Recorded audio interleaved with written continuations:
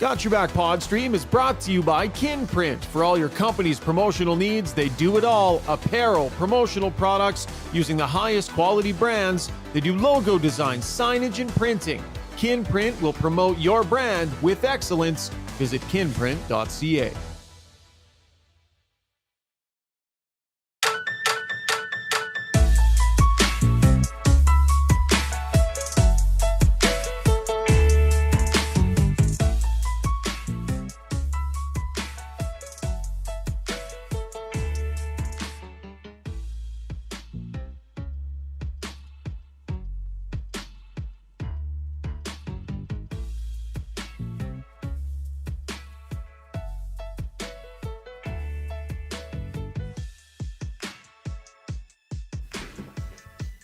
You might be muted, Shogger. Yeah, I am. Getting started here. Sorry, I had an extra set of theme music ringing around in my ears. Had to fix that. Sorry about that, folks. Stutter start. Let's start again for the actual podcast in 3, 2, 1. The time is now to try to win. I guess we could get into debate, is 12 games or 13 games enough? I think if you wait another 10 games and things don't change, it's probably too late. So we just felt that, Jeff and I felt that it was something that needed to be done. And there you have it. Another coach fired out the door in Edmonton. The more things change, the more they seem to stay the same. Hey, welcome to Got Your Back, folks. Much appreciated that you're joining us here on the live stream, on the podcast. Big news day in Edmonton, man. We have been talking nonstop for a week plus about this mess. And today, the shoe drops and it comes to fruition. Jason Strudwick and Rob Brown are standing by. We're going to dig in with them in just a couple of minutes. Got Your Back is always brought to you by Sherwood Buick GMC. If you missed out on their Friday the 13th sale and wished you had attended, well, you're in luck. They've got a big event set to go, Black Friday. Come on down to the big store in the park, November 24th and 25th. Take advantage of the Black Friday promotions. Up to $7,000 in discounts, finance, cash, and trade-up bonus. And mention that the podcast sent you. Not only will you get specialized pricing, you'll also get 3 free ultimate detail packages, new or used vehicles. Go see Phil and the crew. Visit gmcpod.com. As I said, Brownie and Struddy standing by. We're going to go off script a little bit here, bit of a different format. Going to do a little bit of what we would call, I don't know, an editorial here off the top. Had a couple of thoughts that struck me today, and I wanted to share them, and we'll throw them out there for debate as we're coming to you from our Long Shot studio here in the park. Amazing golf and a fantastic sports bar experience. Visit longshotswithaz.ca. Okay. Is it just me, or does something feel a little bit off with the decisions that have been made and the situation as it currently stands? Something feels off, man. Some hockey logic not really being adhered to. I believe that the answer to better results for this team is more accountability than there has been this season. I believe a big reason why Jay Woodcroft isn't the head coach anymore is because he had trouble getting the accountability end of things under control, right? All those mistakes we keep hearing about game after game, day after day, it's a coach's job to get them in line. And Jay Woodcroft had a tough time doing that. But in order for a coach to bring that accountability, he has to be empowered by management big time. The players need to know that the buck stops with him and that he is the final say. Coaches need to be put in that position, and it needs to be clear with everyone. The problem is with this situation, I think not just the players, but a lot of people are looking at this situation and looking at this coaching staff and saying, who's in charge? Who's calling the shots? What's the chain of command? And I think they've put themselves in that position. With all due respect to the playing career of Paul Coffey, and it was fantastic, best Oiler defenseman ever, all those things, and I'm sure he's going into this situation with the best of intentions. Here's the issue. Chris Knoblauch, his first opportunity as a head coach in the National Hockey League, right off the bat, is not empowered to bring in his own assistant coach. Remember Jay Woodcroft when he came to town? Dave Manson by his side. Chris Knoblauch hasn't been put in that position. Instead, he's been given an assistant coach. Not just any assistant coach, right? Paul Coffey has some serious presence. Maybe in a lot of ways that will be a good thing. But Paul Coffey is also a special advisor to the owner of the hockey club. It's known he has regular conversations with Daryl Cates, and rightfully so in that role. But by dropping somebody with that role into the coach's office, I wonder about chain of command. I mean, the coach's office is kind of a sacred place, right? You sit there, you hash over ideas, you grind through it. And when you know that somebody in that office, part of their job is also to be in regular communication with the owner, is that empowering them? When the players know that to be true as well, is that empowering the head coach for this truly to be his, for everybody to know it, and to know that the buck stops with him? I think it is fair to question that. If this is successful, and it might be, Paul Coffey's presence might rattle this group into change. Paul Coffey is going in with the best intentions to respect chain of command, and maybe it'll be just fine. But I will submit this. If this works, it'll be because Chris Knobloch shows a ton of strength of character, belief in himself knowing the right way to do things, and he asserts himself big time on this situation. Because from the outset heading in, something feels off. Maybe it'll be okay.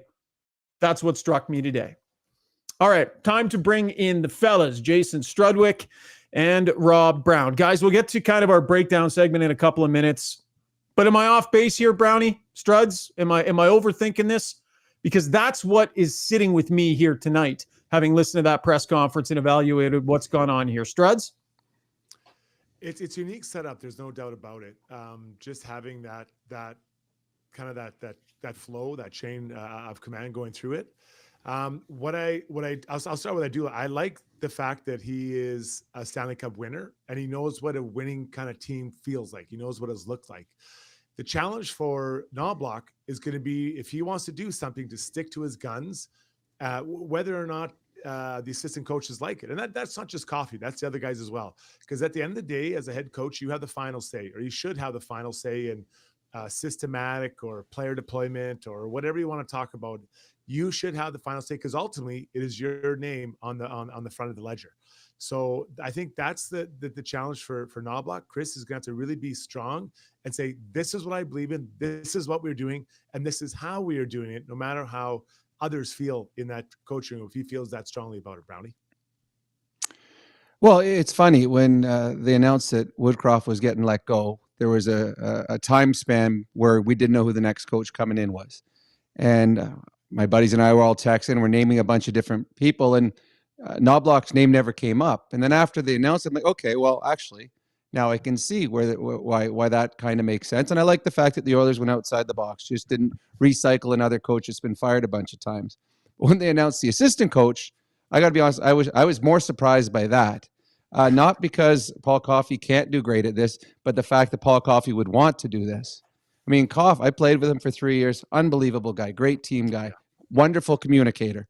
But I mean, he had what I would think would be the perfect job. And he's going from the perfect job down to being back on the bench. And I know that there's the competitive juices flow amongst athletes, but I'm thinking, wow. I mean, it was one I didn't understand. So I was quite surprised by that. I do think, despite a lack of experience with Coff, the one thing that Coff is, and Strudge, you could probably, anyone that's ever met him, Coff is a communicator. He's a people person. You enjoy being around him. And to me, the player that's going to benefit the most from this is going to be Bouchard. He's a fan of Bouchard. So hopefully he can get Bouch playing in the right way on both ends of the rink. But I was a little surprised. Now that to me, that was only the second biggest thing that happened today. I was doing a lot of cooking and cleaning today in my house. I didn't get to watch the NFL today. Does anyone know the Giants score? Did you see Struz? I know that's your team. Did you see the Giants score today? Because I missed it and I feel bad about that. Today went exactly how we wanted to. We're trying to lose. We're tanking. We're going to go right into the ground. Hey, Steve, really quick, just a bit of a technical thing here, folks, because we're live streaming right now. Steve, seeing some comments on the stream that Struds' mic is really low. Yeah, you got quiet. I'm going to do the breakdown read here. Do you want Struds to hop out and hop back in because that fixed it last time? That's exactly what I would do. Okay, Struds, you hop out and then hop back in, and then we'll check your level. In the meantime, we'll get you ready for the breakdown here, brought to you by Mr. Dirk, the iconic men's clothing store here in Edmonton, founded in 1939. If you've never been, you got to check it out, just off Avenue and 102nd Streets. Great new shop, Mr. Dirk. has everything you need for every aspect of your wardrobe, right? Great casual clothes, great dress clothes, everything that you need to elevate your wardrobe. They have a one-stop shop for all your clothing needs. Visit MrDirk.com. Mic check, Struddy. 1, 2, 1, 2. There he is. There's the big guy. Yeah, buddy. I gotta Is be that honest. better? I thought it was too loud before. This is, Yeah. I think you went the wrong direction. You always want us to just mute Struddy's mic. Okay, last point on this, and then we'll move on here a little bit, guys. But Struddy, do you see an issue with an assistant coach also being a special advisor to the owner at the same time? Yeah, I think it would be a bit of a challenge as a player, right? Because you're. I always thought the assistant coach was someone I could come confide in, right? About whatever. Maybe I was having a tough time, which people wouldn't believe, but maybe making tape-to-tape passes, or I was maybe having an issue with the head coach, or I was having a trouble with a relationship or whatever. I always felt they were someone you could kind of confide in, because it kind of stopped there.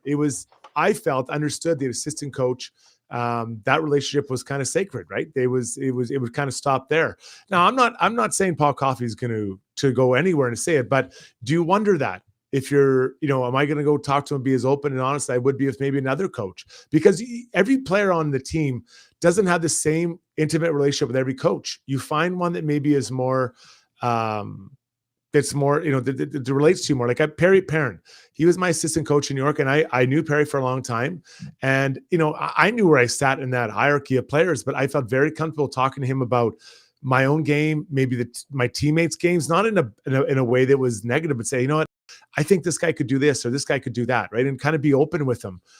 So I think it maybe gives you pause, because you're not 100% sure. And I'm sure Koff will talk about it and tell everybody where they're at. But I think it does give you some pause, Brownie. I agree. And when you go to talk to an assistant coach, the reason you're talking to him is because you don't want the head coach to know. That's seriously, it's like, True. And you'll go up, you'll talk about ice time. You'll talk about relationships with other guys on the team. You'll talk about, sometimes just sit and talk about home life. And it's just having that, a personal relationship with someone. It's hard having one with a head coach because he makes the big decisions. So it's easy to go with the assistant coach. And Struds is right. Every team has there's about 4 or 5 guys that confide in this assistant, and then this other assistant over here, he's got another 5 or 6 guys. It goes with which personality fits you best. And I don't think there's going to be as much a problem with Koff and the coach with a trust. And I know Koff and I would trust him, but players that don't know him as well, there would be that hesitation in the back of your mind saying, okay, I was about to talk to him about the fact that I think I need to play in this position more. But this is the guy that's best friends with the owner, and he's way up there. And this isn't that intimate conversation with just some other lowly assistant coach, because he's not. This is Paul Coffey. This is not a lowly assistant coach that's trying to help me here. So I trust Paul Coffey, but I could see there being a hesitation to start with about what you're willing to talk to him about as a player. What if there's a 100% disagreement between Chris Knobloch and Paul Coffey on how to handle something pretty fundamental? Now, I asked Paul Coffey today about kind of that chain of command thing, and he said, look, it's about respecting the organization, and I work for Chris, and he does work for Chris when he's down there in the room, but the rest of the time there's that other role. So this is going to be a careful needle for Paul Coffey to have to thread here. This really will, because this head coach needs to be able to be himself. He needs to be able to apply his values, his principles, his wants to the situation without any hesitation whatsoever. And he needs to ask Paul Coffey his opinion and then do what he wants to do as the coach. That's going to take strength of character. And I don't know Chris Knobloch well. There's lots of good things that have been said about him. And so I would assume that's what he's going to do. But Struds, that's what he's going to have to do. Well, every coach has a blueprint to a successful team, or what they think a successful team is. And give Knobloch credit. He's had success at the different places he's coached. Now, most guys that move up, not many coaches that lose at lower levels move up, right? Usually you have to be a winner. So most of them have been winners on some level. But he has a total, like 100% package of what he thinks winners look like. So he's going to try to put that on the team. So it's not just Coffey, it's Stewart, it's everyone has to. They can debate, but at the end of the day, it is the head coach's decision. I truly believe that it's his decision about which way it goes, because your name is on it. Your name is, you're wearing it, right? You're the one in the front of the media. It's not Stewart or Coffey or whomever. Gully, it's the big guy. So I think that's it. I think the other thing that I find really interesting here, Brownie kind of alluded to a little bit, is, Coffey doesn't have a lot of, or any assistant coaching experience, and he knows the game. There's no doubt about it. But there's little details within being assistant coach. Maybe, at times, maybe running a practice or planning a practice plan, pre-scouting. If you're pre-scouting the power or the penalty kill for the other team, you're pre-scouting for that. Working with players, I think that was maybe something he did as a skill role previously, but there's a lot of little details, and not that you don't know the game, but there's a lot of things outside the game that are important for assistant coach to know that he's going to have to get up to speed on rather quickly. Well, and the other thing too that could become interesting as well, as well as I do, Struds, that a dressing room is a private area for the players that they can be themselves without any outside influences from the GM, from the coaches, from higher up. Well, the coaches also have that exact same room where they can speak freely without fear of it getting to the media, or also not fear of getting it to the general manager or the ownership. It's somewhere where it's their private spot. Well, no one has said where Paul Coffey is going to be next year.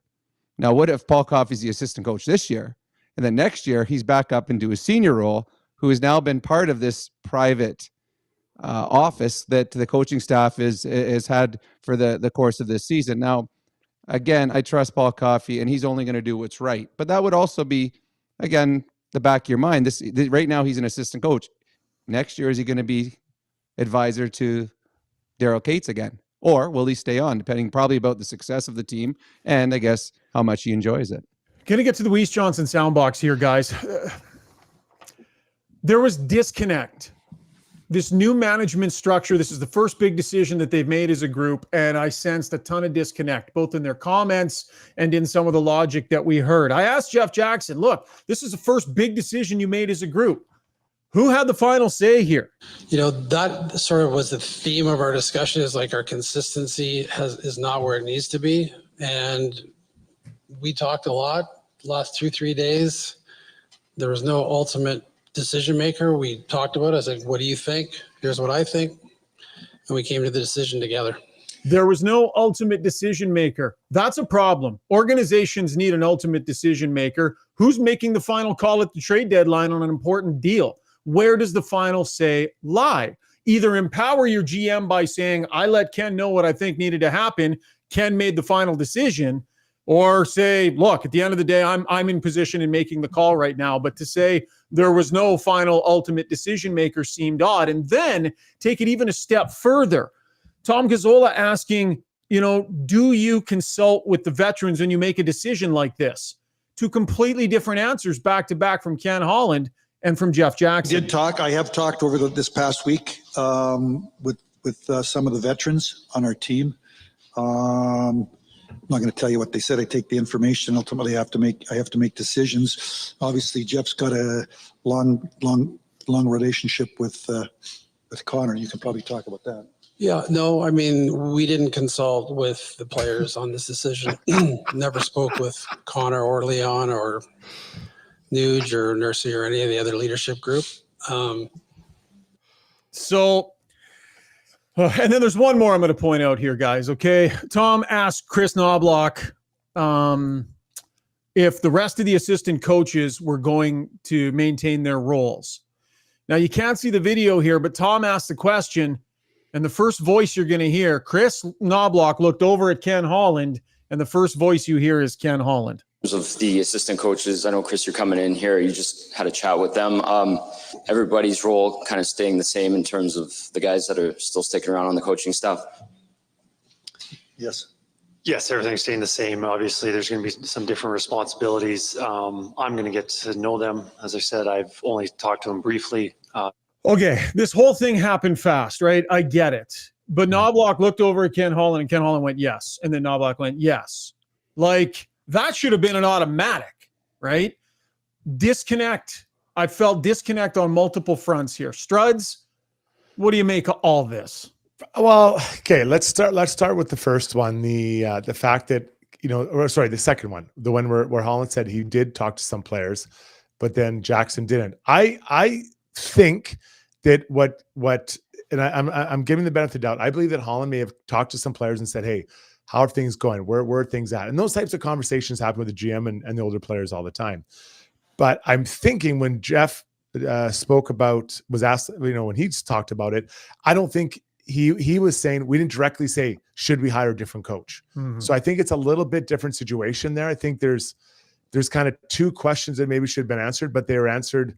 Two questions. But the question was pretty direct from Tom, though, Struds. It was if you consult with players when you're a leadership group, when you're doing these kinds of things. Yeah, but I think I'm going to give it better though. I believe that he did speak to, he being Holland, to the players, take the temperature and just about what's going on. How are the guys feeling? Where's your confidence at? What's happening here? But then the flip side is that Jackson answered the question, did we ask about firing the coach? I don't think, because I agree. I don't think I'd want to be asked, do you think we should fire Rob Brown as our head coach? I don't know. That's a hard thing to say. I would have said never hire him in the first place. But here we are, and we're stuck with this guy. So I think it's a little. I'm going to give it the benefit of the doubt when it comes to that. As far as the roles, I'm going to leave that to time. And again, I'm giving a lot of benefit of the doubt, a lot of leeway here, because I would think that'd be something you'd hack out. Okay, I'm the head coach. I'm responsible for this. He's the new head assistant coach. He's doing this. Like, everyone should know. Like, the goalie coach isn't changing. Dave Pelche's job not changing. Maybe Mark Stewart, maybe his job is changing as far as what he takes on. Maybe Gully's, maybe it changes a little bit. So there's only really two guys out of the four that need to be tweaked maybe a little bit. I'm going to go to the first thing that you talked about when you asked, is there one person that has final say? I do believe there is one person that has final say. I just didn't think they wanted to come out and say it publicly. I do that. Who is it, I think they all put it. Who is it? Well, Paul Coffey? I mean, Daryl Cates? Well, I mean, this is the first time I've covered an Oiler press conference where I honestly was not sure who to direct the questions to. There were four of them sitting up there. I'm like, okay, we got the special advisor to the owner, we got the general manager and president of hockey operations, and then you got Jeff Jackson. And I'm like, who are we asking questions to here? I honestly don't know, but there would be someone would have final say. I think they would all have input, and then someone's going to say, okay, let's do it. But I do believe that one person has it, and they just think that they decided not to let everyone know who that person is. I'm going to go out on a bit of a limb here, guys. I don't believe this was Ken Holland. I do not believe that Ken Holland's solution to this problem would be fire Jay Woodcroft, hire Chris Knobloch, and install Paul Coffey as his assistant coach. I'm sorry. I don't, and I understand. I'm not saying they're lying to us. They got to answer the questions we ask. This does not feel like Ken Holland's method. This does not feel like Ken Holland's decision-making. I'm going to go out on a limb and say this was not largely Ken Holland. Well, that's fair. If you look at the track record of Ken Holland, he's only ever done it once before in his career, and that was with Dave Tippett. I mean, that would be a hard conversation for Ken Holland to have. I mean, okay, Woody, I know that you've got the best winning percentage in the history of the Edmonton Oilers coaching, and we've had 2 fantastic years, but we're going to let you go because we feel the next guy is going to break your record. So that'd be a tough one to do. So yeah, it very well could have been above his head, or the strong suggestion above his head. Say, hey, we need to make a change because this is the season for us. We're not waiting for next year. But I just go back to somebody. There is one guy that makes the decision, whoever that person is. I just think the Oilers right now wanted to make it look like it is. They all would have had input, but one person always has the final say. Anything on that, Struds? Oh, I think it's Jeff Jackson. I think he's the guy in charge. I'd have a really hard time believing that in the hierarchy of the 4 people sitting there, he's not at the top of that pyramid. He just came in. Ken's time as in the hockey world is getting near the end. Paul Coffey's been around, but I know that he's been all in all the time, like Jackson is going to be. And then you got the new coach in there. So I would think if it was a split, I think it would come down to Jackson's decision. All right, one last trip here in this segment to the Weiss Johnson Soundbox. 45 years they've been in the business. Should you need a new furnace, garage heater, air conditioner, hot water tank, or any of those things serviced, they are the place to go. Edmonton's #1 choice for heating, air conditioning, and plumbing services. 780-463-3096. The people, Steve, the people more than ever need the jingle to raise spirit. When I asked Paul Coffey a question about how you manage both roles and keep the chain of command making some sense. Just a thought on how, you handle both of those roles and make sure that chain of command and everything just all makes sense for everybody. Well, that's all about respect, and the respect I have for this organization and Darryl is second to none. I will say out of the gate that I wasn't lobbying for this job. I know that Ken and Jeff had talked quite a bit. Jeff kind of said something to me the other day. Would you ever think of coaching? And I said, no. I'm very happy with my position. I'm happy with the strategy and the conversations I have with Darryl and Kenny, et cetera, in the organization. And it kind of came about yesterday afternoon. My wife, I told her 6:30 last night. That was a shocker to her. 6:30 last night. Let his wife know. This sounds all like a bunch of back of the napkin stuff, guys. It's and it might work. Paul Coffey might have a great impact on Evan Bouchard and the blue line, and maybe it'll all function. And Knobloch will put his stamp on this thing, maybe. But there is a short runway for this team to salvage a season, and there's a pile of maybes they just loaded onto the table. Going to be fascinating to see what works and what doesn't. Still to come on the podcast. You want to talk about it, we're going to talk about it. Ken Holland. What is his responsibility in all of this? People were furious that we didn't just rake him over the coals today with our questions. People thought today should have been us just dive bombing Ken Holland for the entire press conference. We'll go through some of that, some of what he had to say. And let's talk about Jay Woodcroft and the job he did and why he got fired. That's coming up after a short break. Tons still to come. Hey everyone, it's Kelly here from United Sport and Cycle. The wait is over. United's annual Hockey Day sale is finally here. Save 20% off on select CCM and Bauer skates. Save 35% off on all Bauer and CCM Pro Stock sticks. And save up to 25% off on select Bauer and CCM equipment. And for you goalies, save up to 20% off select Bauer, Warrior, and CCM goal gear. Trust the experts at your home of hockey for over 95 years. United Sport and Cycle.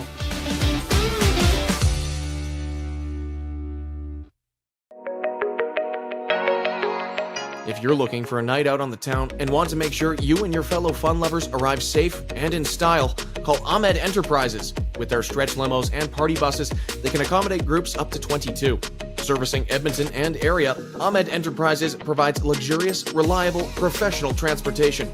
Whether it be weddings, parties, casino nights, game night at the arena, or any occasion, give them a call at 780-231-6018 or check them out online at ahmedenterprise.com.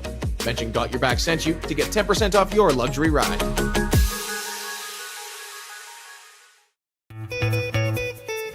Are you ready to elevate your moving experience? Trusted for over 100 years, Ferguson Moving and Storage are your partners in relocation, ensuring your journey is smooth and stress-free. And say goodbye to surprises with Ferguson's transparent flat rate pricing. Contact them now for a free moving quote and use a promo code Ferguson to receive $100 off your next move. Visit FergusonMoving.com and let them lift your expectations.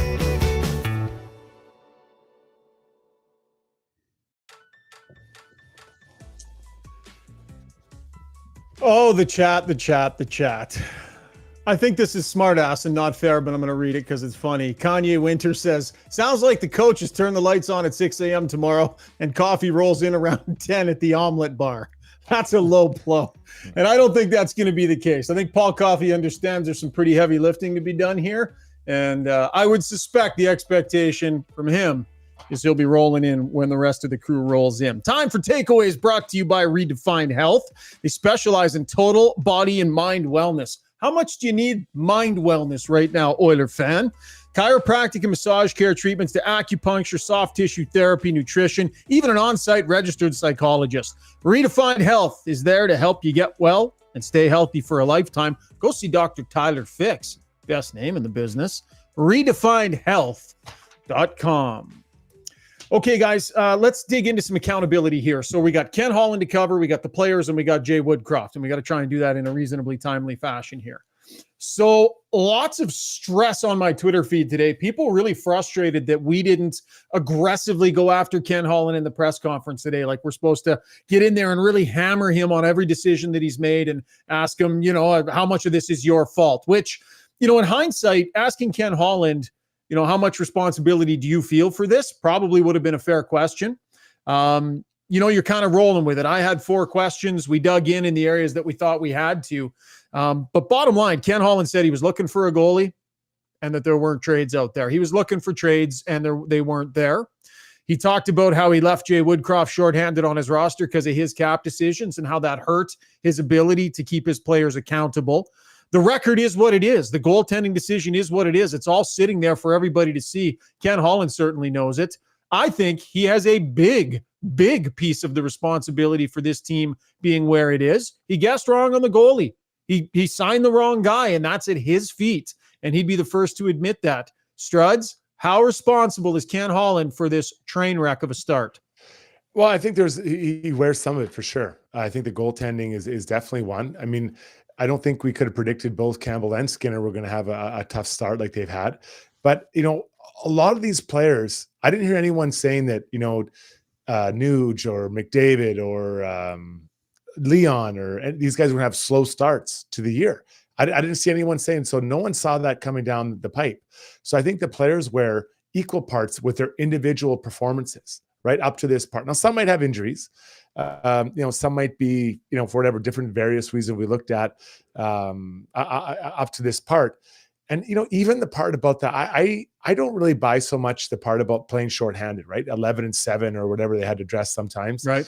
Like, I do think that the coach in this case, and I've been slow to use this, but you could still bench a guy for a period. Someone else is going to have to play 20 minutes.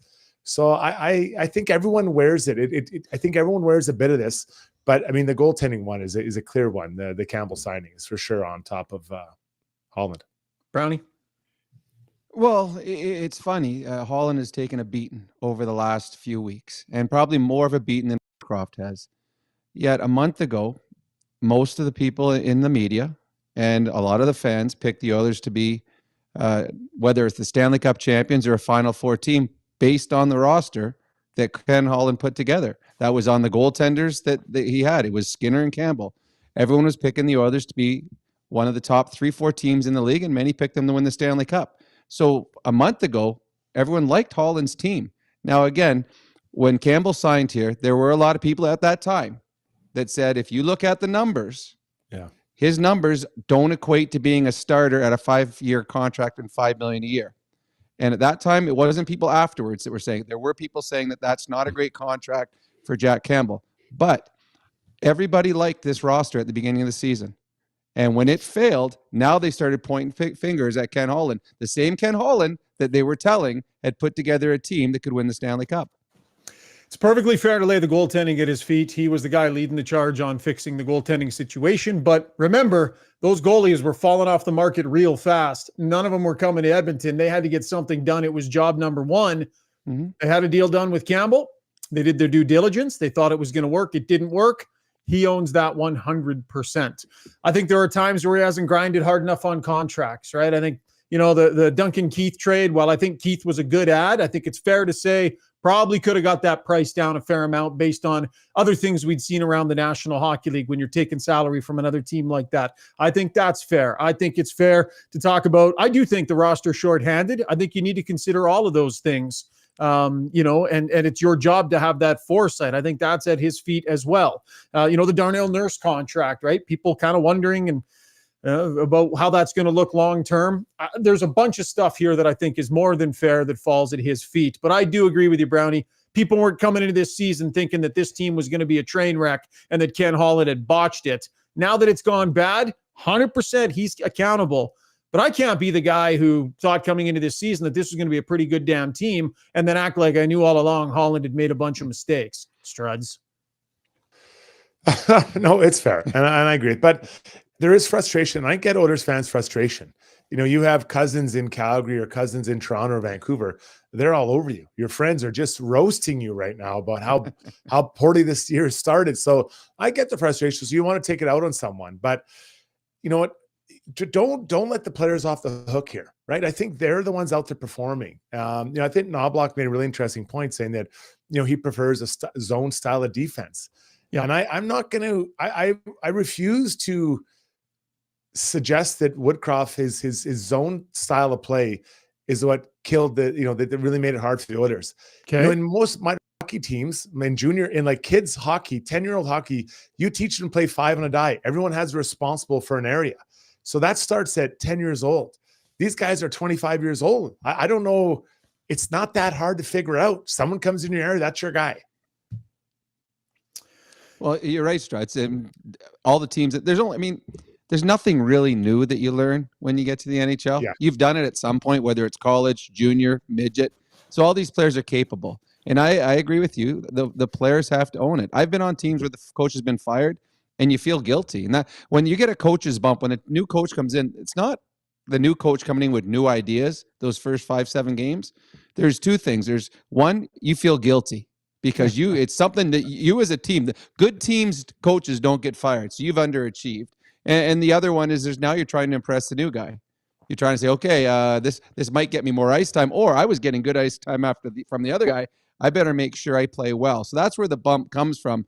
But this is a team that's underachieved, and it's a number of players. I think Fogel's the only guy that has reached his ceiling this year, and it's a team that was given a blueprint, and they failed to follow the blueprint. And it's no defensive system has you pinching on a 30% chance. There's no blueprint has you not coming hard on a back check. No blueprint has you not taking sticks in front of the net or not winning one-on-one battles. That's on the players. So I think Holland wears this. The coaching staff, as we'll probably talk about Woodcroft, but I agree with Struds. A lot of this is on the backs of the players. They did not play well enough. My last point on Holland here, and we'll move on. Nobody bats 1,000, and Holland has some big, as he calls them, boo-boos on his resume. For sure he does. And part of his issue is those boo-boos are haunting the team big time right now, and that is the goaltending and some of the play of the D. But let's keep in mind, over a stretch of time where we went through COVID, the cap didn't go up, and the expectation was for this team to improve year after year after year. He went out and added Zach Hyman. He went out and took a chance on Evander Kane, despite that being fairly risky. And he was able to grab that guy. His entire second pair on the blue line fell out from underneath him. Oscar Klefbom, gone. Adam Larson, gone. Both of those somewhat unexpected. He had to adjust on the fly and keep his team competitive. Ken Holland has done some good things. Oh, and by the way, made the best trade in the NHL last season for Matthias Ekholm. He has done some very good things for this organization, but he has some bad boo-boos. And right now, people want to focus on those. I completely understand that. Mm-hmm. But to think that changing the GM right in this moment was going to get any different results on the ice for what's plaguing this team, maybe it'll happen, right? Maybe it'll happen, but he's in the last year of his deal. You guys talked about the players. Let's talk about McDavid and Draisaitl. Connor McDavid's not healthy, flat out. He's been working his way through something. He's been getting better, but he has not been playing healthy, and I think we need to point that out. But he and Leon Draisaitl lead the way, emotionally lead the way, offensively for this team, and they have been shadows of themselves so far for most of the big moments of this season, guys. And as far as on-ice play goes, I would put that right up there with some of the deficiencies in goaltending as areas that have just killed this team and taken its mojo right out from underneath us. 29 and 97 naturally should and are going to wear a lot of this, Struds. Yeah, they are. I mean, they haven't just we're just so used to putting a massive amount of points, and it kind of masks a lot of the issues. And it's funny, you're seeing a lot of the same things in Toronto right now. You got maybe like Nylander and Matthews just going crazy some nights, but they're still getting scored on a ton, right? So the Leafs aren't that much different than the Oilers. I'm very interested to see what Knobloch does with these two guys. I can't stress enough, I don't think they should be on the same line. I will beat that one into the ground, put them on their own line. figure it out, boys. You need to lift up your line mates, and those other guys can support you as well. But you think the first thing he's going to do is come in and split up the line that got the Hattie and separate 97 and 29? That would be ballsy to step in and do that game one. Sure, but he's got to put his stamp on this team. He can't just when you go into a new team, you can't be like, well, that worked pretty well. Maybe I'll just do that. What is your vision for this team? Because the vision that they had is not or hasn't worked so far this year. It worked last year.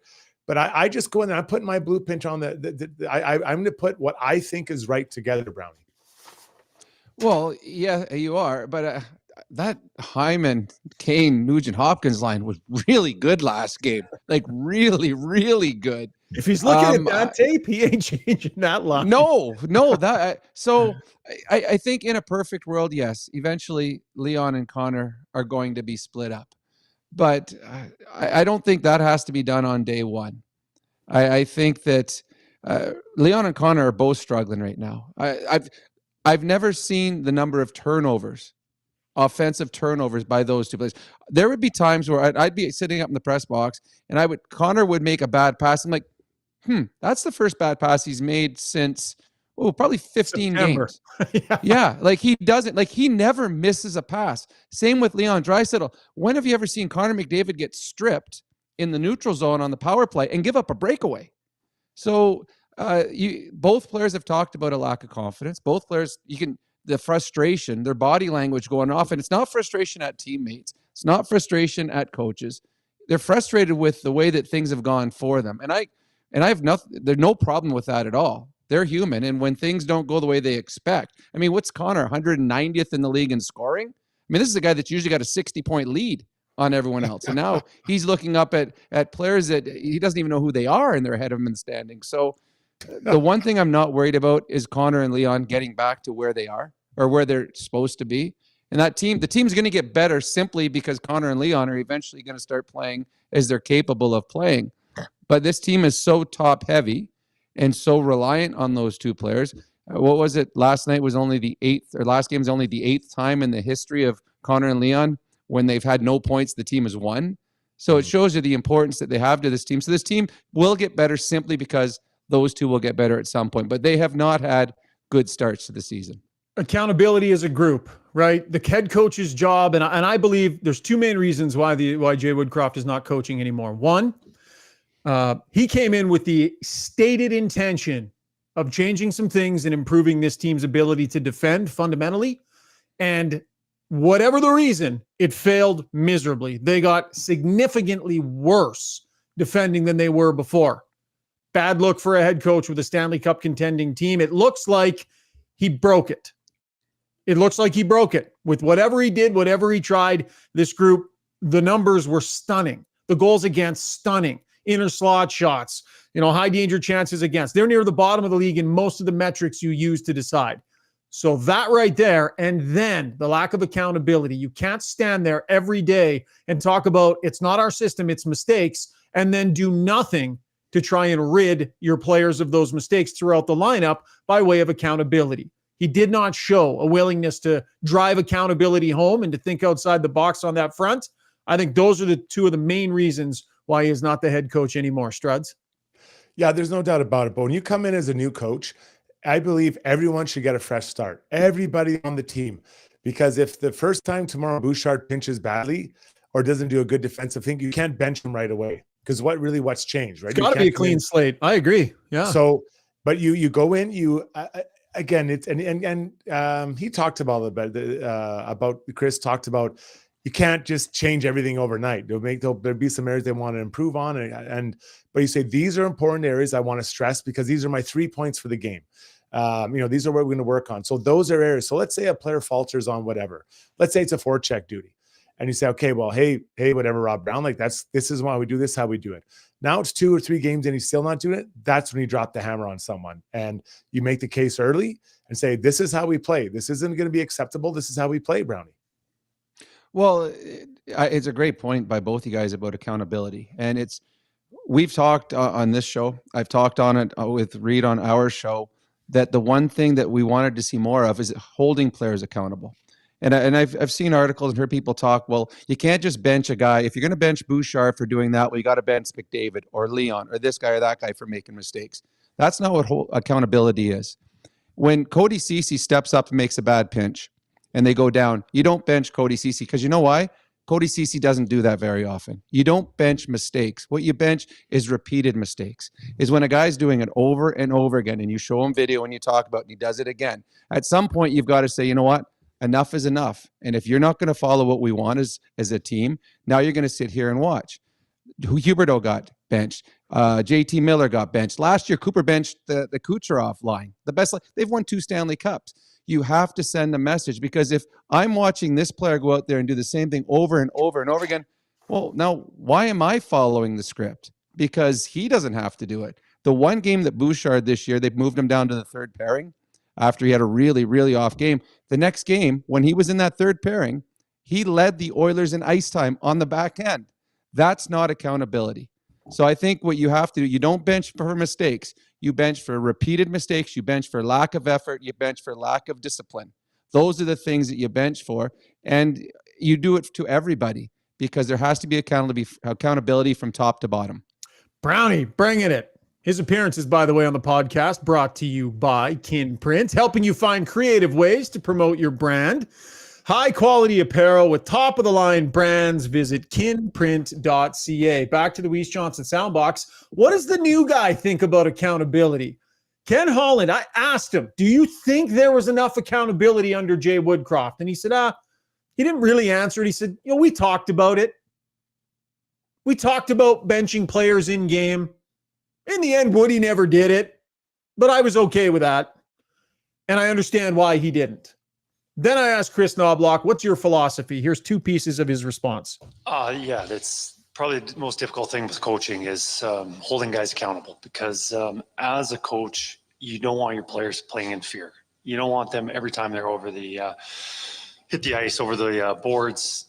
Is this the shift that I make a mistake and I out of the lineup? If there is mistakes as a coaching staff, you got to be able to live with them. But if they're coaching staff or mistakes that happen over and over again, or if they're lazy mistakes, then obviously that's where you have to hold them accountable. And the biggest part of holding players accountable is just taking away ice time, whether they come out of the lineup or you withhold their next shift, or is it a period or whatever it is. Ultimately, that's the currency that a head coach has. Clean slate for everybody, Struds. I completely agree with you, but I'm going to have a lot of respect for Chris Knobloch if he draws a line in the sand about what is and is not acceptable on a championship caliber team. It's not going to be easy to do. It's going to be hard, but I'll have a hell of a lot of respect for him if we see him doing it. And I'm not talking about benching McDavid and Draisaitl. Last point on McDavid and Draisaitl, guys, the offense is not coming, right? We understand that. When the offense is not coming, Connor McDavid and Leon Draisaitl need to lead the way with effort. They need to lead the way with attitude. They need to lead the way with body language. They need to lead the way with habits. They need to lead the way in a bunch of other areas. They are the emotional temperature of this team. If they do a better job of those things, it's going to force everybody else to, or the pretenders will be exposed. But as long as their effort and attention to detail lacks in some of these areas, it's going to be acceptable in this lineup. So who challenges them to do that? Who's the guy? It's got to be the new head coach. That's who it's got to be.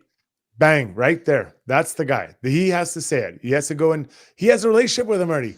You can't, we talk about it all the time. Oh, we got to change this and change that. But someone's got to tell these guys that's where it's at. And not these guys, like everyone in that lineup, you have to know where you stand, right? So if let's say Koff is coaching the D-men and Bouchard has let's say a lackluster effort on the defense end of the puck.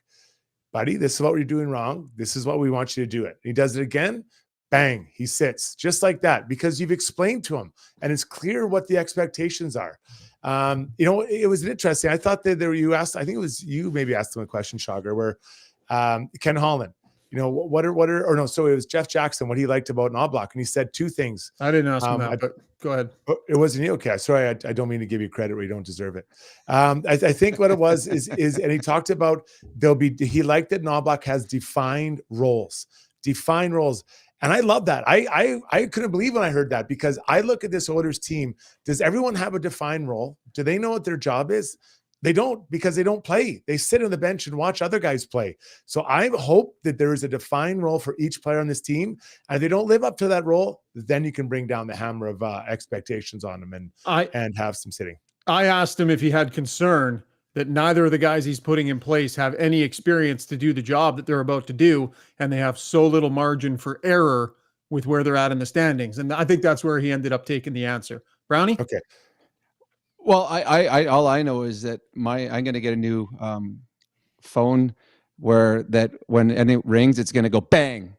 Then it's going to go bang, just like Struds. I'm going to get a little sound. Bang. Struds is called Boom. Bang. Boom. I know that when I was a young player in Pittsburgh, if things weren't going well, I would watch Mario's body language. And that would let me know how we were going to do in this hockey game. And because, I mean, as Mario went was the way we went. And seriously, if he was pouting on the bench or if he came off angry or however, I watched that. And later in my career, it was Jaromir. When we would watch, and Jaromir wasn't a great leader at that point, and he would go sit on the bench and he'd pout if he's mad at the coach. And we're all like looking at him like, okay, this isn't good. We're down 3 here in the middle of the second period, and our superstar just took his gloves off and set him beside himself on the bench. So to go what Schauger said is, yes, the players need the body language of Connor and Leon to be in a positive way, because the rest of the players are watching. When the puck's not going in for them, they are watching to see how they approach the rest of the game. So it is very, very important. Okay, we're going long here, but if there were ever a day to go long, it's today. So I'm going to throw one more little wrinkle into this segment before we get to Struddy's World. Guys, there's an optic out there.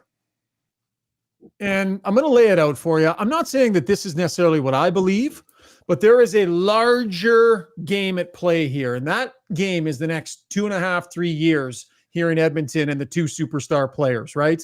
This season, tanking the way it has, if it goes the wrong way and this ends up being a death march to a missed playoff year, what does that mean for the future of Leon Draisaitl? Is he all of a sudden less willing to put his name on a contract that keeps him a member of the Edmonton Oilers? And by extension, Connor McDavid's willingness to stick around if Leon Draisaitl doesn't get that deal done. This season going in the tank potentially has a dramatic impact and a ripple effect on what happens next. And so what do we see? We see Jeff Jackson, Connor McDavid's agent, now running things. We now see Chris Knobloch, Connor McDavid's junior coach, behind the bench. Their main offseason acquisition, Connor Brown, Connor McDavid's junior teammate, that has been brought in. One could very easily surmise that the organization is making decisions based on Connor McDavid's comfort level and trying to make him as comfortable as possible and increase the chances that he sticks around. I'm not as convinced of that, and Jeff Jackson did address that today. But that optic is there, guys, that these decisions are being made with Connor McDavid in mind, maybe in some cases above, basic hockey sense. Struds? Yeah, well, I think Knobloch's name has been kicked around for a number of head coaching jobs. How many shortlists would he be on if there were 5 jobs open, right? Is he a guy that would have been a shortlisted guy everywhere? Well, how far behind would he be than Ryan Huska? Like that, I guess he was an assistant coach in NHL, sure. So maybe a little bit different. But I think he would have been around there. I'm not an insider, but obviously he didn't get the job. Hasn't had a job yet till now, so maybe a little different. But so I think that it's not like they just pulled him out of nowhere. The thing about Connor McDavid, though, if you have the opportunity to hire smart people who have a previous relationship with 97, I don't think it's a bad idea to do it. I really don't. There's a comfort level there. I know I would do it. And I think it happens in the NBA quite often. We bring that in. And then the flip side of that is I'm not how many coaches were actually available mid-season like this that had current contracts. Because maybe some teams didn't want to give up their American League coach or assistant coach off their team or whatever the case may be, Brownie. Well, I don't care if it's optics or not. If I'm the ownership, I got 2 superstars, I'm going to do everything possible to make them want to stay here. I mean, this is the year for the Oilers, because at the next summer, they got to make a decision on Leon Draisaitl. He either signs, or then you decide if he's not going to sign long-term, do we keep him for a playoff run? Because he would fetch quite a bit for you if you're going to trade him. So this is the year they have to do things. And if the people they've brought in are quality people. So it's not like they went and hired Connor McDavid's gardener and Leon Draisaitl's dog sitter. They brought in people that are qualified to do the jobs they're doing. But if there was two guys that were weighing this guy or that guy, well, this guy's got a little bit of history with Connor McDavid. Damn rights I'm going to bring him in and do everything I can possibly to keep the two best players in the world here in Edmonton, because you can build around them. So, yeah, I got no problem if that is in the back of somebody's minds, this larger picture of keeping Connor and Leon happy so that they want to stay around here. I don't think McDavid is behind the scenes, though, saying, I want this guy, I want that guy. I don't think he's trying to GM this team. I don't think McDavid wants to get overly involved in any of this. But it's just interesting. It's interesting the last number of decisions, big picture, that have been made. It seems to me the organization is keeping this firmly in mind. Here's Jeff Jackson today on the relationship between Knobloch and McDavid and what it had to do with this. So the fact that, Chris was Connor's coach in Erie in 2014, 15, it only has something to do with this because I think Chris Knobloch's a very good coach. Connor didn't have anything to do with this decision, and neither did the other leadership group. Okay, that was Takeaways brought to you by Redefined Health. On the other side of the break, Struddy's World, short break, and then Ask Us Anything. The comments have been flying in on the stream, so we're going to get to that and Ask Us Anything. Brownie, are you going to stick around for Struddy's World? Or I know you've been trying to get this segment canceled, but... you said we were going long tonight. There's an easy way of cutting back 7 minutes or 12 minutes or whatever he rambles. We could have easily got rid of Struddy's World tonight and finished on time. I'm sure the fans would be happy. Well, before we go to break, let me slide this in. Can someone please get Jeff Jackson a lozenge? That guy has more coughing in his throat every time he talks. The guy's got something wrong with his throat. I don't know if he's got a cough. There's been a lot of coughs going around, but lozenge. I use Fisherman Friends. Cherry flavor. How are the lips? Does he need lip balm too, Struddy? I don't want, that's very intimate. I would never comment on that. I just stick to the throat clearing. Brownie, I like how Struds didn't even try and defend himself. He just ignored your comment and moved on to something else completely. I'm going to start calling him Holly, just like my wife. Just ignore my words. That's all you are. From now on, Holly Strudwick. You're just droning on in the background. Struddy's World coming up. Very short break. Stay with us. The Edmonton Sport and Social Club is YEG's top destination for adult recreational sports, offering over 20 different options, including ball hockey, indoor volleyball, pickleball, and now ice hockey for all you fans out there looking to lace them up for the first time or get back into the game after a few years off, like Struddy. Sign up by December 13th for the winter season beginning mid-January at edmontonsportsclub.com. Long Shots Golf is the destination for both golf enthusiasts and sports fans. Top-of-the-line TrackMan simulators provide a highly entertaining and accurate golf experience, while a full-service sports bar loaded with big screens and scratch kitchen make it a truly unique destination. They have locations in Sherwood Park in Edmonton. Experience the best indoor golf and sports bar in town. Visit longshots.ca. That's longshots with a Z.ca. If you own or operate a business, you know the value of a great employee. Just ask Shogger. Pathfind is here to help you find your next star player to help take your business to the next level.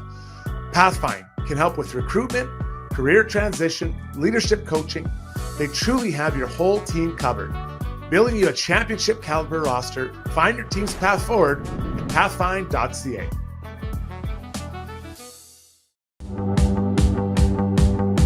Winter is upon us, so why not make the best of it? Marmot Basin Ski Resort is where it's at. Ski half price every day, no blackout periods. Pick up your escape card for $99 and make winter fun more affordable. Half the price, all the powder. Get yours at www.skimarmot.com.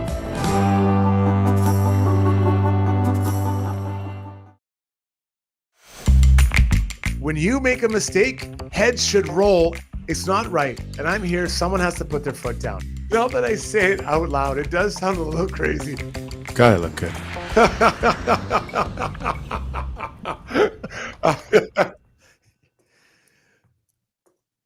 Your face is just ridiculous in that picture. Time now for Struddy's World, brought to you by DLR Vinyl Products. Locations in Calgary and in Edmonton.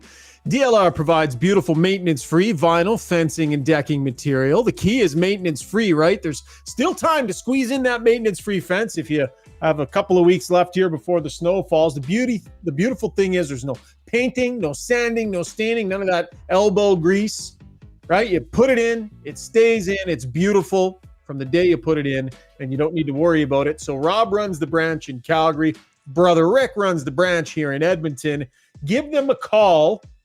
Worst case scenario, they'll give you some good chirps about me that you can now bring on the stream and fire at me. DLRvinylproducts.ca. Struds, Brownie, and I are listening intently, buddy. Bring it.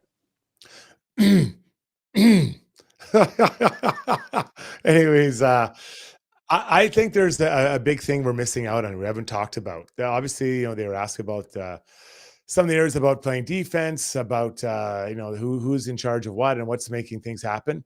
But who is going to run the penalty kill? The penalty kill is at 70%. Thank God the Minnesota Wild are in the league. They gave up 5 power play goals tonight on 8 attempts. Take them down to 67%. That would be a nightmare giving up 5 power play goals. Absolute nightmare. My understanding, it was Dave Mansing that was running before. We know Gully runs the power play. I think Mark Stewart, he's kind of the eye in the sky, though he's on the bench lately, and that might change now with Knobloch, but he probably has just kind of drifts around and is kind of learning. Then Pelche and Schwartz, we know what they do. So who's going to take on the penalty kill? Because the penalty kill is not good enough. Your power play can be amazing, can be 30%, 25, whatever, 30%. But if you're giving up 1 goal basically every 3 times on a penalty kill, that's not good enough. So I can't wait to see who takes this on. I think it's unlikely that Paul Coffey will take this on. I see him more as an offensive type guy talking about the power play. Although he and Gully will collab on that, I'm not sure. Again, Mark Stewart, maybe he'll be able to take this on. He's got a little more experience, but not a ton of experience running specialty teams programs for NHL teams. So that leaves the new guy, Chris Knobloch, the head coach, who's going to be pretty busy already doing a lot of things. Do head coaches work on those things sometimes? Yes. It's unusual, I believe, for a head coach to run it full on. This is his job all the time on top of everything he does. So guys, I think the penalty kill is one area that we should really be focusing on and thinking about, because it has not been up to the standard required, even to be average throughout the league, boys. Excuse me there. Clearing my throat. Is he done? Brownie, you didn't hear? I just is he done? I just texted you my full list of everything I said, Brownie. Read it. I think you're going to talk about penalty killing, and you're going to discuss. I don't know. I didn't get the memo, but discuss who's going to do it now. Well, to be honest, it doesn't really matter because it can't get any worse. So whoever takes over the new job, it can only go up. You sure about that? You sure there, buds? That's a mini. Okay, well, they're in third. What are they? 31st place? I don't know what they are. Just to be clear, they were 25th last year at 75%. 30th this year. They've fallen to 70% this year. It can get worse. I guess it can get worse, but I mean, it's not like it's a great loss. I mean, there's things that Dave Manson did that were fantastic for this team, and Woodcroft as well. But penalty killing wasn't one of them. Now, could it be the players that they have? The one thing that, to me, whoever takes over the penalty killing unit, whoever comes up with the next system, to me, there's one thing they have to make better is getting in shooting lanes.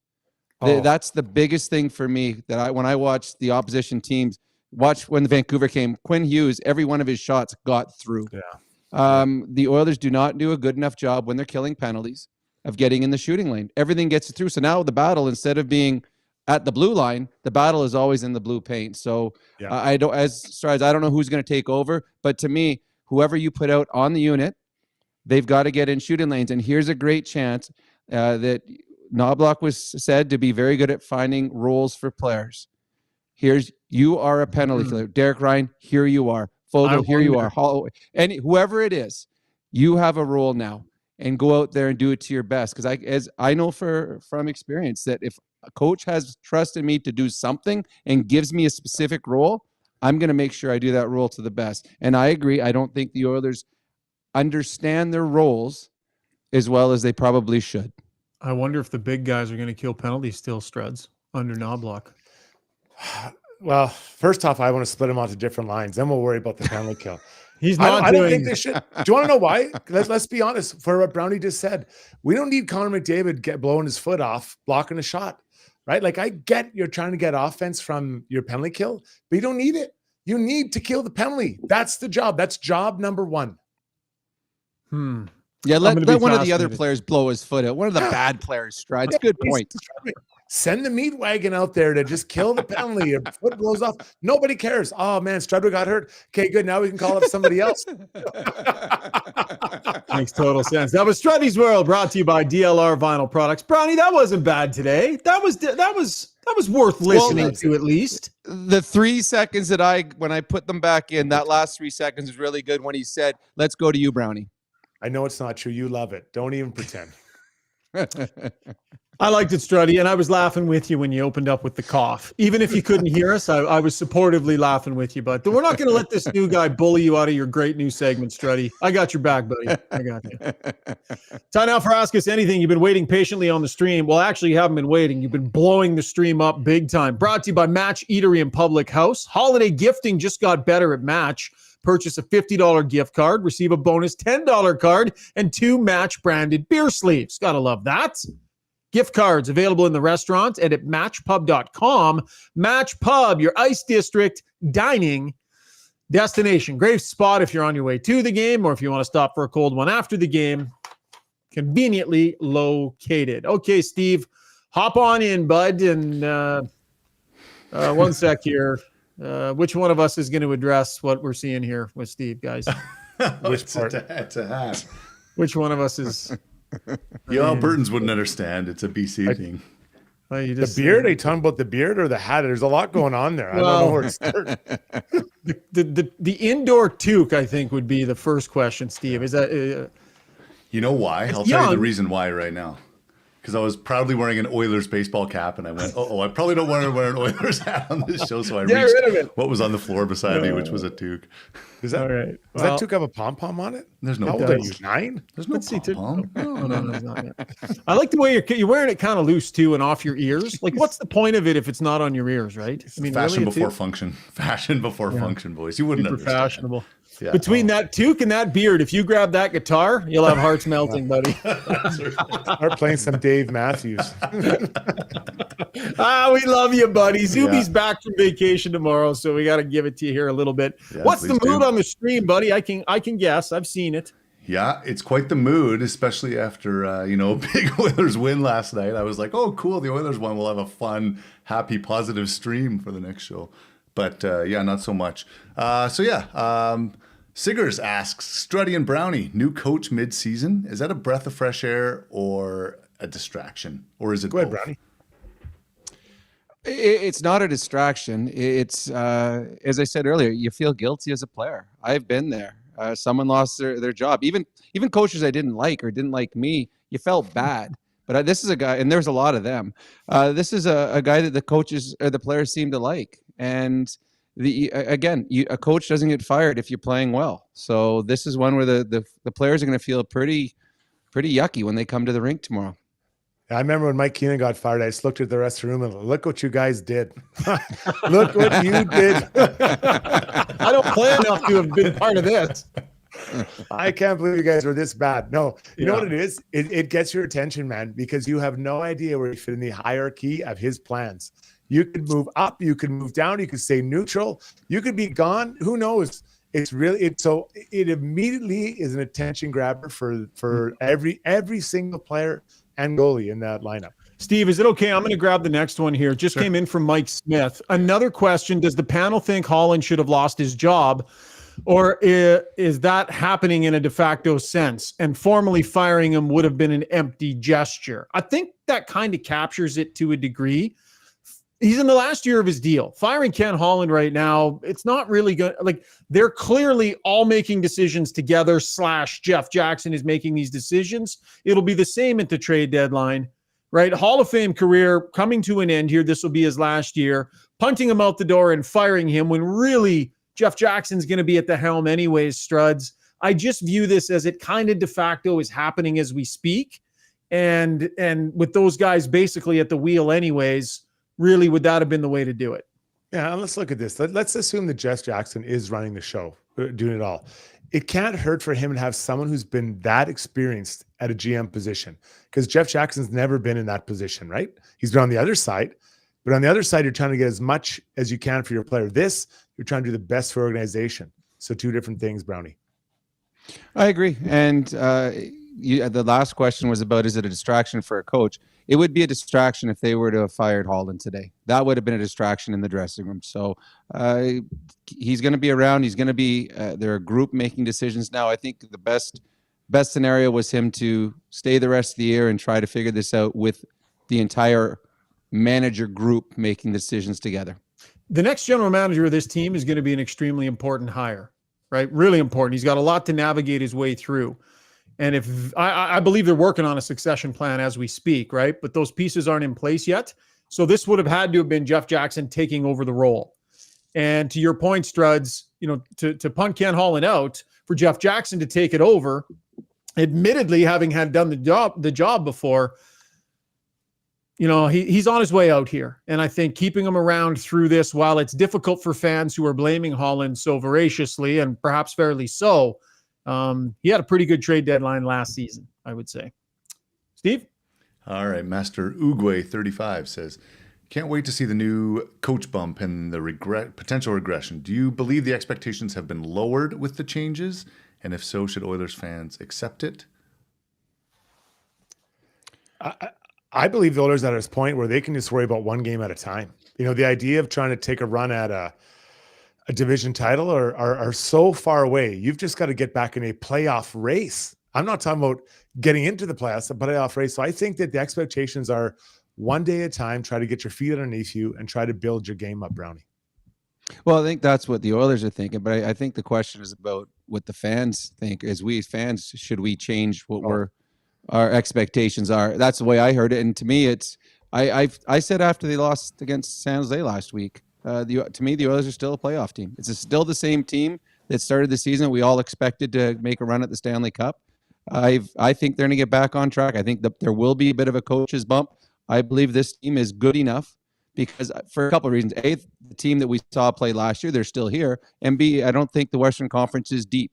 I think they got 4 or 5 really good teams, and there's a whole bunch of other teams. And I think the Oilers are going to be the best of the other teams and will make the playoffs. So my expectations haven't changed. All right, Martin Ferguson asks about Dustin Schwartz and why he always avoids scrutiny. So a lot of comments on the stream about Dustin. And do you guys want to comment on that? Yeah, of course. He's been here through a lot of different staffs, right? And the goaltending for years has been a topic in this town, sometimes for the right reasons, sometimes for the wrong reasons. I think that too much change at any given time, you got to be careful, right? Like who are you bringing in to do that job? You can hire another team's AHL head coach, but you're not hiring another team's goalie coach. You're not just going and grabbing somebody. So you got to have the right person in place if you're going to make that change. With that said, I don't think it would have hurt, right? If you want to change the dynamic for the goaltenders, change the messaging. If you're in a desperate state and you need to shake something loose, that is an option that has been available to them. For whatever reason, they have decided not to, but Struds, he's had some pretty good results with Stuart Skinner up until this year, and that matters too. It makes no sense to me to make any move unless you're going to upgrade what you think you have, right? So if you're going to change the goalie coach, and whether that's a good idea or not, I really don't know because I'm not watching him, intimately every day. But just to do it, then if you hire someone you don't think is as good, then why make that move? Ultimately, I think this should be the decision of Chris Knobloch once he gets through the year. Yeah, I agree 100%. This is going to be a coach's decision, but it's one that'll happen at year end, not during the middle of the season. All right. Ian Patterson says, I like Coffey on the bench. He knows a thing or two about how to play with the best players in the world. Gretz, Mess, Mario, Yzerman, etc. Comments on the importance of that? It might work. I don't know. His impact on these guys, we might be underestimating it. There'll definitely be attention grabbing. Feels a little odd, doesn't it? And I said that off the top of the podcast, but it might work, Brownie. I don't know. Well, his job coming in isn't harder than what Martin St. Louis had to do in Montreal. And he came in as a peewee coach and went and coached the Montreal Canadiens as a head coach. Great point. Paul Coffey's got an incredible knowledge of the game. He's a guy that if you went up there and he would go, Struds, I remember playing against you. You wore these skates and you wore these gloves. He knew everything. Like, there was every detail. I think Paul Coffey is going to be good on the bench. He's not the head guy. He's there to lend a help, and he's got instant credibility on the bench. If he says something to you, you're going to listen. It's like Rick Tocchet in Vancouver, somebody that's been there in all situations and had success. Yeah, for sure. I think that the big thing for him would just be communicating what he sees and wants the D-men to do to the players so they understand it, right? I think that's sometimes elite players' Achilles heel. They just think we all should see what great players see. We don't.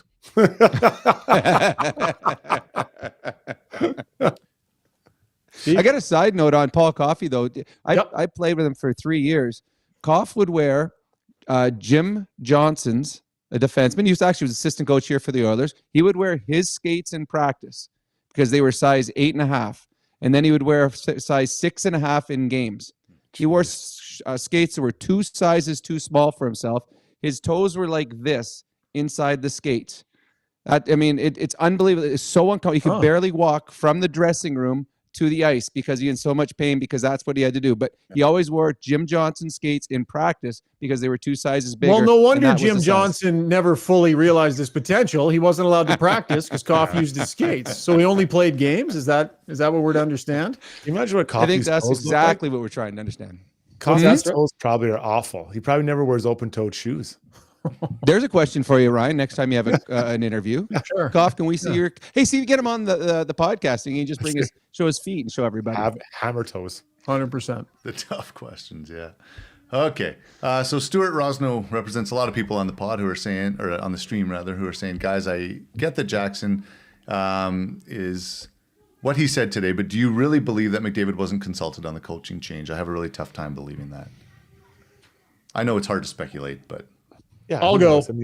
I'll go. I think you'd have a conversation with him. And I don't think you would ask him, do you want us to? I don't think you would take his temperature. You would get a sense for how the group's attentiveness is. And I think you would touch base with a player of that importance level. I don't know that you make this in a complete vacuum. Now, Jeff Jackson maybe didn't. Ken Holland maybe did. Who knows, right? If those two were communicating about who's going to have what conversations. But Struds, I would be surprised if there weren't any conversations with McDavid at all about something that would be pretty obvious to Connor why they were asking. Yeah, but let's be clear. Like the GM and the coach are often talking to their veteran players. Even when things are going good, sure. How are things going? How are the team? How's this guy doing? How's he doing? What's going on with this guy at home? Like there's always those little just check-ins, right? And even I was a bottom third player in the league. They'd come check in with me, see how I thought if things are going and what was going on with the team. So it's not like this is unheard of territory we're talking about, especially when things are going bad. Those things seem to happen more often, Brownie. Well, Struds is right. He was in the bottom third of the NHL. So as for the funny. This podcast is breaking apart. We're not lasting. They would have certainly talked. They would have talked to Connor, but they would never have given him the decision because he wouldn't have wanted it. You do not want to fire somebody, so they wouldn't said, "Hey, should we get rid of Woodcroft?" No, but they would have asked what it's like, what's going on in the room. 100%. You want to know that as a GM and as a going forward. Couple more, Steve-O. Sure. Mike Smith says this is the mother of all dice rolls. We'll see how this plays out because the optics are really, really bad. And Ryan Bradley piggybacks on that. Says, feels absurd to have a rookie NHL coach be the one sitting in the driver's seat through the final years of McDavid's contract, the years that will shape his decision on staying or going. Just nuts. I mean, they had success with Jay Woodcroft, but he had a tremendous amount of experience in the National Hockey League, like tons and tons of experience, and it worked with him. Respectfully to Chris Knobloch, he hasn't had the years in the league, but he's won. And he has experience with your most important player. There's a comfort level with Jeff Jackson. Jackson funneled a lot of his players through Erie, and he talked about that today as well. But first timer, boys, there's inherent risk with that, Brownie, whenever you make that call. Yeah, that's a great question. You're rolling the dice. I think you don't know. You don't know what the future holds, but I think that they wanted to go outside the box. I mean, they could have brought – there's only so many coaches you can bring in right now. Gallant would have been a safer pick for sure. He would have been a safer hire. Oh, 100%, but it's also someone that's moved on from his last 3 teams and fairly quickly and without huge success. So I've got no problem with who they picked. And I guess we'll know in about 70 games from now whether or not it was the right move or not.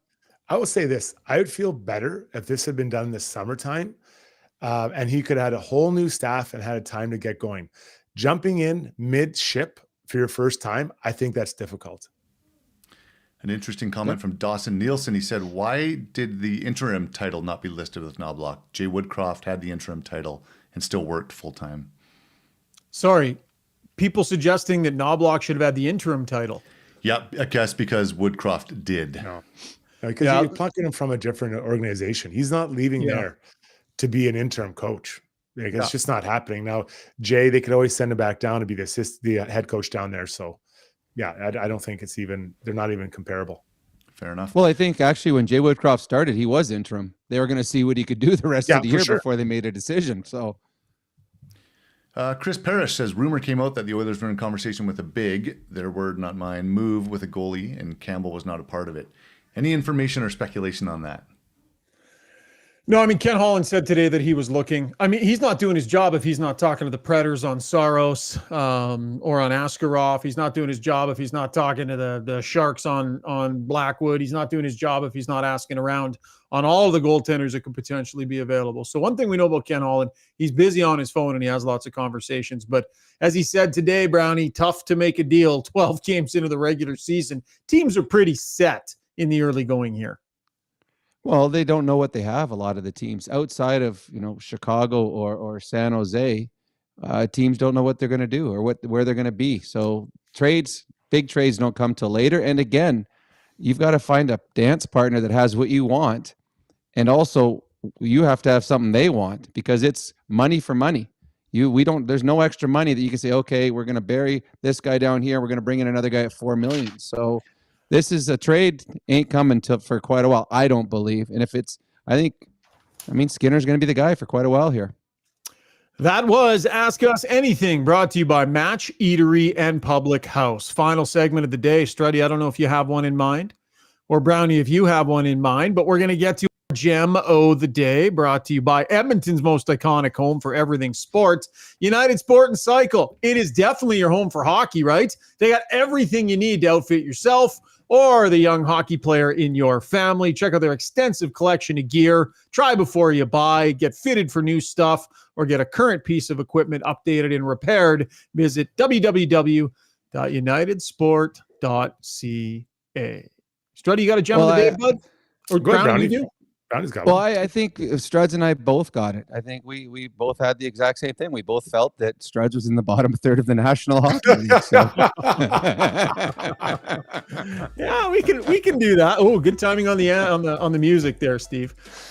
Yeah, I think that was a pretty good one. I mean, there's a lot of clips that were pretty strong today too. But let's go with lighter fare in our gem of the day. Struddy, did you have one? Yeah, mine was Jeff Jackson, not his coughing, but the fact that he said that Knobloch assigns roles to every player. I think that is something that the bottom six are desperate to hear and they're desirous of.